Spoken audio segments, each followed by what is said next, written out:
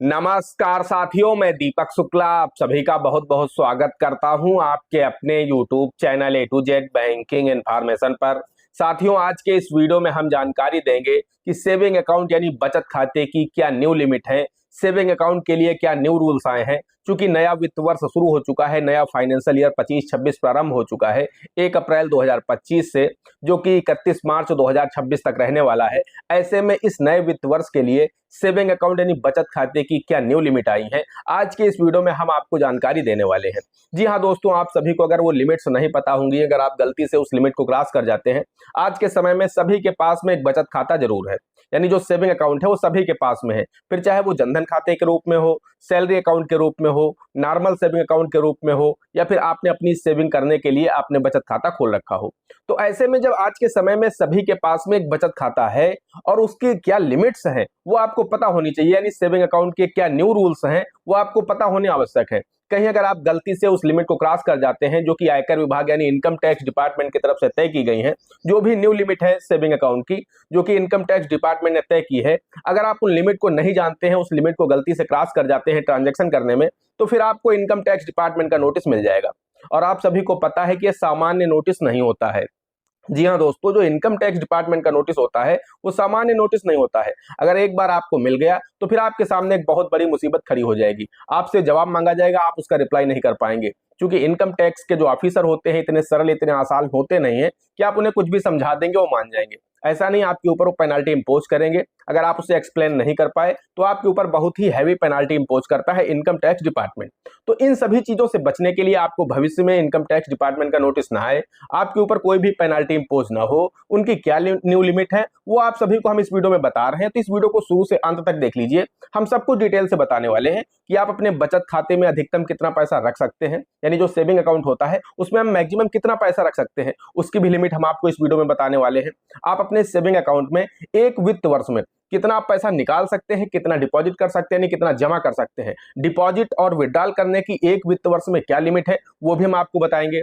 साथ ही एक दिन में आप अपने सेविंग अकाउंट से अधिकतम कितना पैसा विड्रॉल कर सकते हैं, कितना उसमें डिपॉजिट कर सकते हैं, उसकी भी इनकम टैक्स के द्वारा लिमिट तय की गई है, वो भी हम आपको इस वीडियो में बताने वाले हैं। साथ ही हम आपको यह भी बताएंगे दोस्तों कि एक व्यक्ति कितने सेविंग अकाउंट रख सकता है। जी हाँ, अगर आप देख रहे हैं कि आज के समय में जिसको देखो वही एक बचत खाता खुलवा लेता है, जहां उसे जरूरत पड़ती है सेविंग अकाउंट खुलवा लेता है, तो आखिर उसके लिए इनकम टैक्स डिपार्टमेंट की तरफ से क्या गाइडलाइन है, एक जो पर्सन है वो कितने अपने सेविंग अकाउंट खुलवा सकता है, उसके लिए भी हम आपको इस वीडियो में जानकारी आगे देंगे। साथ ही साथ आप यूपीआई के माध्यम से, आज के समय में यूपीआई का बहुत अधिक क्रेज हो चुका है, जिसको देखो वही पेटीएम कर देता है, गूगल पे कर देता है, फोन पे कर देता है, तो आखिर उसकी क्या लिमिट है, आप कितना यूपीआई से पैसा ले सकते हैं एक वित्त वर्ष में, और कितना आप किसी को सेंड कर सकते हैं ताकि आपको इनकम टैक्स डिपार्टमेंट का नोटिस ना मिले, उसकी भी लिमिट हम आपको इस वीडियो में आगे बताने वाले हैं। और साथ ही हम आपको यह भी बताएंगे कि एक पर्सन एक पूरे वित्त वर्ष में, यानी जो फाइनेंशियल ईयर होता है 1 अप्रैल से 31 मार्च तक का, इस बीच में कितने रुपए की बैंक या पोस्ट ऑफिस में एफडी करा सकता है, क्योंकि एफडी भी बहुत अधिक लोग कराते हैं और उसकी भी लिमिट इनकम टैक्स डिपार्टमेंट की तरफ से तय की गई है। अगर आप गलती से उन लिमिट को क्रॉस करते हैं तो फिर आपको नोटिस मिल जाएगा, तो उसकी भी लिमिट हम आपको इस वीडियो में बताएंगे कि आप एक वित्त वर्ष में कितने रुपए की मैक्सिमम एफडी करा सकते हैं, ताकि आपको इनकम टैक्स डिपार्टमेंट की तरफ से कोई भी नोटिस ना मिले। दोस्तों, इन सभी जरूरी पॉइंट पर हम आपको विस्तार से जानकारी वीडियो में आगे देने वाले हैं, लेकिन उससे पहले आप सभी लोगों से मेरी एक छोटी सी रिक्वेस्ट है, वीडियो पसंद आ जाए तो वीडियो को एक लाइक कर देना। चैनल पर नए हैं, पहली बार आए हैं, इसी तरह के वीडियो आगे भी देखना चाहते हैं तो हमारे इस channel A to Z banking information को सब्सक्राइब करके साथ में बेल आइकन को जरूर प्रेस कर लीजिएगा, ताकि जैसे हम इस तरह का कोई भी दूसरा वीडियो अपलोड करें तो उसका नोटिफिकेशन आपको सबसे पहले मिले। चलिए शुरू कर लेते हैं। दोस्तों, सबसे पहले हम बात कर लेते हैं कि एक व्यक्ति कितने सेविंग अकाउंट रख सकता है। इसमें बहुत ज्यादा कमेंट्स आए मेरे पास कि सर मैंने 10 सेविंग अकाउंट खुलवा रखे हैं, 5 सेविंग अकाउंट खुलवा रखे हैं, तो आखिर इसकी कोई लिमिट है क्या इनकम टैक्स डिपार्टमेंट की तरफ से या आरबीआई की तरफ से, ताकि हमें कोई भी दिक्कत ना हो। तो दोस्तों, हम आपको बताना चाहते हैं वैसे तो इनकम टैक्स डिपार्टमेंट की तरफ से या फिर आरबीआई की तरफ से सेविंग अकाउंट को खोलने के लिए कोई भी लिमिट नहीं रखी गई है। एक पर्सन कितने भी सेविंग अकाउंट खोल सकता है जितने सेविंग अकाउंट की उसे आवश्यकता हो। लेकिन दोस्तों, यहाँ पर एक चीज का आपको ध्यान रखना है, अगर आप ज्यादा सेविंग अकाउंट रखेंगे, आप सभी को पता है सभी अकाउंट में मिनिमम बैलेंस आपको मेंटेन करना होता है। अगर आप मान लीजिए 10 सेविंग अकाउंट है आपके और वो आपके खाते में उसमें से मिनिमम बैलेंस नहीं आप मेंटेन कर पाते हैं सभी अकाउंटों में, तो चार्ज भी आपको ही देना है। सभी अकाउंट में आपके एटीएम यानी जो डेबिट चार्जेस होते हैं वो भी आपको देने हैं। तो अगर आप ज्यादा सेविंग अकाउंट रखेंगे तो उसका कोई मतलब नहीं निकलता है। और हाँ, अगर आपका कोई भी सेविंग अकाउंट डॉर्मेंट पड़ा हुआ है यानी निष्क्रिय पड़ा हुआ है तो वो आपकी सिबिल पर बुरा असर डालता है, आपके सिबिल स्कोर को डाउन करता है। तो अगर आपके पास कोई भी ऐसे सेविंग अकाउंट है जो कि आपने पहले कभी खुलवाए थे, वो डॉर्मेंट पड़े हुए हैं, आपको लगता है कि वो बंद हो जाएंगे, नहीं, कभी अपने अपने आप कभी भी कोई भी अकाउंट बंद नहीं होता है। वो डॉर्मेंट हो जाता है, निष्क्रिय हो जाता है, लेकिन वो बंद नहीं होता है। बंद कराने के लिए आपको उसी ब्रांच में जाना होगा, अपने केवाईसी डॉक्यूमेंट फिर से देने होंगे और वहां पर एक लिखित में एप्लीकेशन देना होगा कि मेरा सेविंग अकाउंट है, बंद कर दीजिए। भले आपने 10 साल पहले खुलवाया हो, 20 साल पहले खुलवाया हो, आपका वो सेविंग अकाउंट अभी चल रहा है, डॉर्मेंट पड़ा हुआ है और आपके सिबिल स्कोर पर वो बुरा असर डाल रहा है। और दोस्तों, यहाँ पर जो फ्रॉड करने वाले होते हैं, जो फ्रॉडस्टर्स होते हैं, वो इसी तरह के अकाउंट को निशाना बनाते हैं। तो अगर आपके पास कोई ऐसा अकाउंट है जो कि आपके यूज में नहीं है, लंबे समय से निष्क्रिय पड़ा हुआ है, उसे तुरंत जाकर बंद कर दीजिए, वरना आपके सामने बड़ी मुसीबत खड़ी हो जाएगी। मान लीजिए किसी फ्रॉडस्टर्स ने उस अकाउंट का इस्तेमाल कर लिया, आपका उसमें एक्सेस है नहीं, आपका मोबाइल नंबर उसमें लगा नहीं है और उसने अगर इस्तेमाल कर लिया तो पकड़े आप जाएंगे। फिर वहां पर जो पुलिस आएगी वो आपको पकड़ेगी, क्योंकि अकाउंट आपका है, उसमें केवाईसी डॉक्यूमेंट आपके लगे हैं। तो इस चीज का आपको ध्यान रखना है। आपका जितने सेविंग अकाउंट से काम चले आप उतने सेविंग अकाउंट रख सकते हैं, लेकिन ज्यादा सेविंग अकाउंट रखने का कोई मतलब नहीं है। आप 2 या 3 सेविंग अकाउंट रखें, बेस्ट है, क्योंकि ज्यादा सेविंग अकाउंट रखेंगे आप आईटीआर भरते समय आपको ज्यादा डिटेल्स आपको कलेक्ट करनी होगी, सभी अकाउंट का डेटा आपको तैयार करना होगा, सभी में आपको मिनिमम बैलेंस मेंटेन करना होगा, सभी में आपको एसएमएस चार्जेस देने होंगे, एटीएम यानी डेबिट चार्जेस देने होंगे, ये सभी तरह के चार्जेस आपको ज्यादा देने होंगे। और मेरी समझ से 2 या 3 सेविंग अकाउंट बेस्ट है। इससे ज्यादा अगर आप रखते हैं तो फिर आपके लिए भविष्य में दिक्कत हो सकती है। बाकी लिमिट इसके लिए कोई नहीं रखी गई है, आपका काम जितने बचत खातों से चले आप उतने सेविंग अकाउंट खोल सकते हैं। अब दोस्तों हम बात कर लेते हैं कि आप एक वित्त वर्ष में सेविंग अकाउंट यानी बचत खाते में कितना पैसा जमा कर सकते हैं एक पूरे वित्त वर्ष में, और कितना आप विड्रॉल कर सकते हैं। तो दोस्तों पहले हम जमा की बात कर लेते हैं, यानी कितना डिपॉजिट कर सकते हैं आप एक वित्त वर्ष में। दोस्तों इसके लिए इनकम टैक्स डिपार्टमेंट की तरफ से 10 लाख रुपए की लिमिट निर्धारित की गई है। जी हाँ दोस्तों, अगर आप एक वित्त वर्ष में 10 लाख रुपए या इससे अधिक पैसा जमा करते हैं कैश की फॉर्म में, हम यहाँ पर ऑनलाइन मोड के माध्यम की बात नहीं कर रहे हैं कि आप यूपीआई से ले रहे हैं, नेफ्ट आरटीजीएस के माध्यम से पैसा ले रहे हैं, चेक के माध्यम से ले रहे हैं, उसमें आप ज्यादा अमाउंट ले सकते हैं, कोई इशू नहीं है, क्योंकि वो 1 नंबर में आएगा। जितना 2 नंबर का काम है वो कैश में होता है। तो इसलिए यहाँ पर जो कैश की लिमिट निर्धारित की गई है कि आप कैश की फॉर्म में अधिकतम एक वित्त वर्ष में एक सेविंग अकाउंट में आप 10 लाख रुपए ही जमा कर सकते हैं। इससे ज्यादा अगर आप जमा करते हैं तो फिर आपको इनकम टैक्स डिपार्टमेंट नोटिस भेज करके आपसे रिप्लाई मांग सकता है कि हाई वैल्यू ट्रांजेक्शन है और ये कंसीडर किया जाएगा। तो आपसे जवाब मंगा सकता है पैसा आप कहां से लाए। अगर आपके पास उसके लीगल सोर्सेस हैं तो कोई भी दिक्कत नहीं है। अगर आप आईटीआर फाइल करते हैं तो उसके भी कोई दिक्कत नहीं है। लेकिन अगर आप एक आईटीआर फाइल करने वाले पर्सन नहीं है, आपके पास उसका कोई लीगल सोर्स नहीं है, तो फिर आपको इनकम टैक्स डिपार्टमेंट नोटिस भेजेगा और आपसे जवाब मांगेगा, रिप्लाई नहीं कर पाएंगे तो आपके ऊपर पेनल्टी इंपोज होगी। और दोस्तों मैंने गलती से जो बोला एक सेविंग अकाउंट, ऐसा नहीं है। आपके जितने भी सेविंग अकाउंट है उन सभी को जोड़ करके देखा जाएगा। उन सभी की जो लिमिट है एक वित्त वर्ष की वो 10 लाख रुपए है। अगर आपके पास में 4 सेविंग अकाउंट है तो उन चारों में आप अधिकतम सिर्फ 10 लाख रुपए ही जमा कर सकते हैं। ऐसा नहीं कि आप 10-10 लाख रुपए चारों सेविंग अकाउंट में जमा कर सकते हैं तो 40 लाख हो जाएगा, ऐसा नहीं है। सभी आपके पास 10 सेविंग अकाउंट है तब भी आपकी जो लिमिट है वो 10 लाख रुपए ही है। एक वित्त वर्ष में आप अधिकतम 10 लाख रुपए ही कैश जमा कर सकते हैं। क्योंकि आपका पैन आधार से लिंक है, आधार आपका पैन से लिंक है, आपका आधार जो है मोबाइल नंबर से लिंक है। तो अगर आपका पैन नहीं लिंक है तो आधार लिंक होगा किसी अकाउंट में, आधार नहीं लिंक है तो मोबाइल नंबर लिंक होगा। तो ऐसा नहीं आप पकड़े नहीं जाएंगे। तो ये गलती आप मत करना। आपके जितने भी सेविंग अकाउंट है, चाहे वो बैंक में है, पोस्ट ऑफिस में है, पेमेंट बैंक में है, उन सभी से जोड़ करके आप अधिकतम एक वित्त वर्ष में 10 लाख रुपए से ज्यादा कैश जमा मत करिए। हाँ, अगर आपके पास में उसके कोई प्रूफ है, डॉक्यूमेंट्स हैं, आप उनका रिप्लाई जब इनकम टैक्स डिपार्टमेंट मांगेगा आप उसे दे सकते हैं। लीगल सोर्स है जहां से आपको पैसा मिला है तो फिर आप उसके डॉक्यूमेंट को संभाल के रखिए, क्योंकि इनकम टैक्स डिपार्टमेंट ये नोटिस आपको अगले 5 सालों में, 8 सालों में कभी भी दे सकता है। और तब आपसे जवाब मांगा जाएगा कि ये पैसा आपने फला सन में जमा किया था, तो आप बताइए पैसा कहां से आप लाए थे। तो तब आपको उसके प्रूफ देने होंगे। तो वो सभी डॉक्यूमेंट आप संभाल करके रखिए, कोई इशू नहीं है। अगर आपके पास कोई प्रूफ नहीं है उस दशा में आप 10 लाख रुपए से ज्यादा एक वित्त वर्ष में अपने बचत खाते में पैसा जमा मत करिए। यही लिमिट है विड्रॉल करने की। जी हाँ, अगर आप सेविंग अकाउंट से पैसा विड्रॉल कर रहे हैं तो इसकी लिमिट 10 लाख रुपए है। कैश की मैं बात कर रहा हूं, आप ऑनलाइन मोड के माध्यम से कितना ट्रांसफर करते हैं, चेक कितने की देते हैं, कोई इशू नहीं है। लेकिन आप जो कैश विड्रॉल कर रहे हैं बैंक से, उसकी जो लिमिट है वो 10 लाख रुपए है। और ये सभी सेविंग अकाउंट को जोड़ करके बनाई गई है। आपके पास अगर 4 सेविंग अकाउंट है तो सभी से मिलाकर के आप अधिकतम 10 लाख रुपए ही एक वित्त वर्ष में विड्रॉल कर सकते हैं। इससे ज्यादा अगर आप विड्रॉल करते हैं तो आपको नोटिस मिल सकता है। हाँ, अगर आपके पास में प्रूफ है कि किस काम के लिए, आपका कोई ऐसा काम है जहां पर सिर्फ कैश की ही आवश्यकता पड़ती है, तो उस दशा में आप आईटीआर भी फाइल करते होंगे। तो अगर आप आईटीआर फाइल करने वाले पर्सन हैं, आपके पास सारे प्रूफ हैं, उस दशा में आप ज्यादा भी विड्रॉल कर सकते हैं, कोई इशू नहीं है। अब दोस्तों हम बात कर लेते हैं कि एक दिन में यानी सिंगल डे में आप अधिकतम कितने रुपए अपने बचत खाते में डिपॉजिट कर सकते हैं और कितने रुपए आप विड्रॉल कर सकते हैं। तो दोस्तों हम आपको बताना चाहते हैं, इसके लिए इनकम टैक्स डिपार्टमेंट की तरफ से 2 लाख रुपए की लिमिट निर्धारित की गई है और ये सभी अकाउंट को जोड़ करके निर्धारित की गई है। यानी आपके पैन नंबर की जो लिमिट है वो 2 लाख रुपए निर्धारित की गई है कि आप एक दिन में आपके मान लीजिए 4 सेविंग अकाउंट है, तो आप अलग अलग बैंकों में जाकर के अगर विड्रॉल करते हैं तो इसकी लिमिट 2 लाख रुपए है। आप चाहे चारों अकाउंटों से 50-50 हजार रुपए विड्रॉल कर लीजिए या सिर्फ एक ही बैंक से आप 2 लाख रुपए विड्रॉल कर लीजिए। अगर आप 2 लाख रुपए से ज्यादा एक दिन में विड्रॉल करते हैं, उस दशा में आपको इनकम टैक्स डिपार्टमेंट का नोटिस मिल सकता है और आपसे जवाब मांगा जाएगा हाई वैल्यू नोटिस का, जो हाई वैल्यू ट्रांजेक्शन की नोटिस का आपको मिल जाएगा कि आपने इतना बड़ा ट्रांजेक्शन क्यों किया है। और यही लिमिट है डिपॉजिट करने की भी, कि एक दिन में आपको 2 लाख रुपए से ज्यादा कैश जमा नहीं करना है। आप ऑनलाइन मोड के माध्यम से 10 लाख ट्रांसफर कर दीजिए, कोई इशू नहीं है।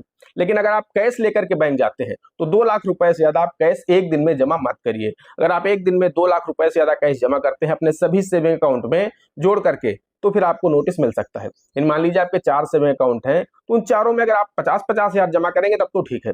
लेकिन अगर मान लीजिए आप 1-1 लाख चारों में जमा करेंगे तो 4 लाख हो जाएगा एक दिन में, और आपके पैन नंबर की लिमिट 2 लाख रुपए है। उस दशा में आपको इनकम टैक्स डिपार्टमेंट का नोटिस मिल जाएगा, आपसे जवाब मांगा जाएगा। तो दोस्तों इनसे बचने के लिए आपको इस लिमिट को क्रॉस नहीं करना है। अगर आपको ज्यादा पैसा डिपॉजिट करना है तो आप आज 2 लाख कर दीजिए, फिर कल 2 लाख कर दीजिए, फिर परसों 2 लाख कर दीजिए। इसी तरह से अगर आपको विड्रॉल करना है तो आप आज 2 लाख विड्रॉल कर लीजिए, कल 2 लाख विड्रॉल कर लीजिए, परसों 2 लाख विड्रॉल कर लीजिए। आपको नोटिस नहीं आएगा, आप लिमिट के अंदर रहेंगे। लेकिन अगर आप लिमिट क्रॉस करेंगे तो फिर नोटिस आपको मिलेगा, और ये जरूरी नहीं कि नोटिस आपको कल मिल जाए या अगले साल मिल जाए। ये नोटिस आपको अगले 7 सालों में कभी भी आ सकता है। तो इस चीज का आपको ध्यान रखना है। अगर इस चीज का आप ध्यान रखेंगे तो सुरक्षित रहेंगे, कोई भी समस्या नहीं होगी। दोस्तों अब हम बात कर लेते हैं कि आप यूपीआई का जो इस्तेमाल बहुत अधिक कर रहे हैं आज के समय में सभी लोग, तो आखिर उसकी क्या लिमिट निर्धारित की गई है। आप यूपीआई से कितना एक वित्त वर्ष में सेंड कर सकते हैं और कितना रिसीव कर सकते हैं। तो दोस्तों हम आपको बताना चाहते हैं, वैसे तो इनकम टैक्स डिपार्टमेंट की तरफ से इसके लिए कोई भी लिमिट निर्धारित नहीं की गई है कि एक पर्सन यूपीआई से इतना पैसा सेंड कर सकता है और इतना रिसीव कर सकता है। लेकिन कुछ उदाहरण है, उनके माध्यम से हम आपको समझाते हैं कि अगर आप उस लिमिट से ज्यादा यूपीआई करते हैं या रिसीव करते हैं तो फिर आपको इनकम टैक्स डिपार्टमेंट का नोटिस या फिर जीएसटी डिपार्टमेंट का नोटिस मिल सकता है। दोस्तों हम आपको बताना चाहते हैं कि जो जीएसटी डिपार्टमेंट वो कहता है कि अगर आपका जो सेविंग अकाउंट है उसका जो टर्नओवर है एक वित्त वर्ष में 20 लाख रुपए को क्रॉस कर जाता है सर्विस के मामले में, तो फिर वहां पर आपको जीएसटी नंबर लेना अनिवार्य है। और अगर सेल के मामले में आपका जो टर्नओवर है वो 40 लाख रुपए को क्रॉस कर जाता है, तब वहां पर आपको जीएसटी नंबर लेना अनिवार्य है। तो कुल मिलाकर के अगर आपके सेविंग अकाउंट का जो ट्रांजेक्शन है वो 20 लाख रुपए को क्रॉस करता है, तो फिर आपको हो सकता है आपको जीएसटी डिपार्टमेंट का नोटिस मिल जाए। तो इस चीज का आपको ध्यान रखना है।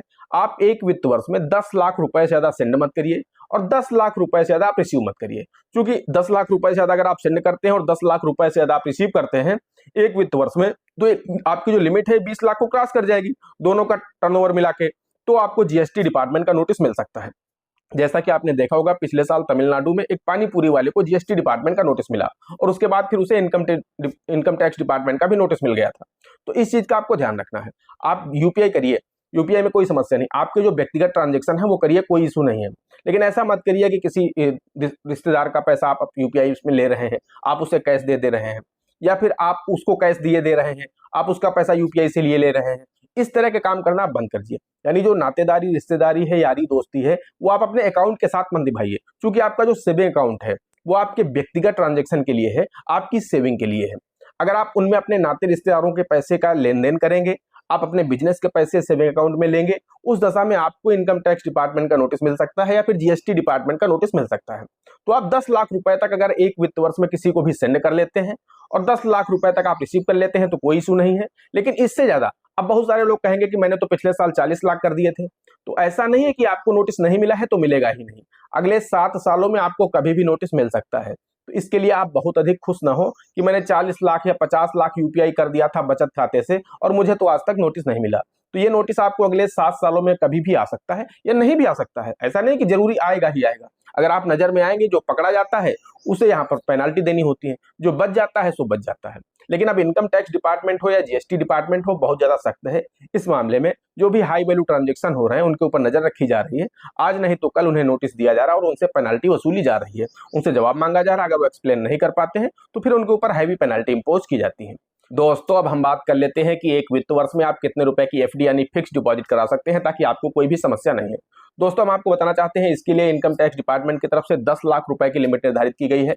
जी हाँ दोस्तों, अगर आप एक वित्त वर्ष में 10 लाख रुपए से ज्यादा की एफडी करते हैं कैश जमा करके, उस दशा में आपको इनकम टैक्स डिपार्टमेंट का नोटिस मिल सकता है, आपसे जवाब मांगा जा सकता है और आप अगर जवाब नहीं दे पाते हैं तो आपके ऊपर पेनल्टी इंपोज की जा सकती है। तो दोस्तों यहाँ पर जो लिमिट है वो 10 लाख रुपए निर्धारित की गई है। ये लिमिट सिर्फ और सिर्फ कैश के लिए है। अगर आप कैश जमा करके एफडी करा रहे हैं तो एक वित्त वर्ष में 10 लाख रुपए से ज्यादा आप कैश जमा करके एफडी मत कराइए। आपके पैसा सेविंग अकाउंट में पड़ा है या पैसा आपके खाते में यूपीआई से आया है, ऑनलाइन मोड के माध्यम से आया है, उस दशा में अगर आप एफडी कराते हैं तो ज्यादा अमाउंट की करा सकते हैं, कोई समस्या नहीं है। लेकिन अगर आप कैश जमा करके एफडी करा रहे हैं तो उसकी लिमिट यहाँ पर सिर्फ और सिर्फ 10 लाख रुपए निर्धारित की गई है। इससे ज्यादा की एफडी अगर आप कैश जमा करके एक वित्त वर्ष में कराते हैं तो आपको नोटिस दिया जा सकता है। अब दोस्तों हम बात कर लेते हैं कि करेंट अकाउंट में एक वित्त वर्ष में आप कितने रुपए नगद जमा और कितने रुपए नगद निकासी कर सकते हैं, यानी कितना आप कैश डिपॉजिट कर सकते हैं, कितना आप कैश विड्रॉल कर सकते हैं अपने करेंट अकाउंट में। तो दोस्तों हम आपको बताना चाहते हैं इसके लिए इनकम टैक्स डिपार्टमेंट की तरफ से जो लिमिट निर्धारित की गई है वो रखी गई है 50 लाख रुपए। एक वित्त वर्ष में आप अधिकतम अपने करेंट अकाउंट में 50 लाख रुपए कैश डिपॉजिट कर सकते हैं और 50 लाख रुपए तक आप कैश विड्रॉल भी कर सकते हैं, उसमें कोई दिक्कत नहीं है। लेकिन अगर आप एक वित्त वर्ष में 50 लाख रुपए से ज्यादा कैश डिपॉजिट करते हैं तो भी आपको नोटिस मिल सकता है, और अगर आप 50 लाख रुपए से ज्यादा कैश विड्रॉल करते हैं तो भी आपको नोटिस मिल सकता है। ऑनलाइन मोड के माध्यम से आप कितना पैसा ले लें, कितना पैसा विड्रॉल करें, कोई समस्या नहीं है। लेकिन कैश की फॉर्म की हम बात करें, अगर कैश में 50 लाख रुपए से ज्यादा विड्रॉल या 50 लाख रुपए से ज्यादा डिपॉजिट किया कैश, तो उस दशा में आपको इनकम टैक्स डिपार्टमेंट का नोटिस मिल सकता है। अब दोस्तों हम बात कर लेते हैं कि आप अपने सेविंग अकाउंट यानी बचत खाते में कितना पैसा रख सकते हैं। जी हाँ दोस्तों, बहुत सारे लोगों का सवाल रहता है कि हम बचत खाते में कितना पैसा रख सकते हैं ताकि हमें इनकम टैक्स डिपार्टमेंट का नोटिस ना आए।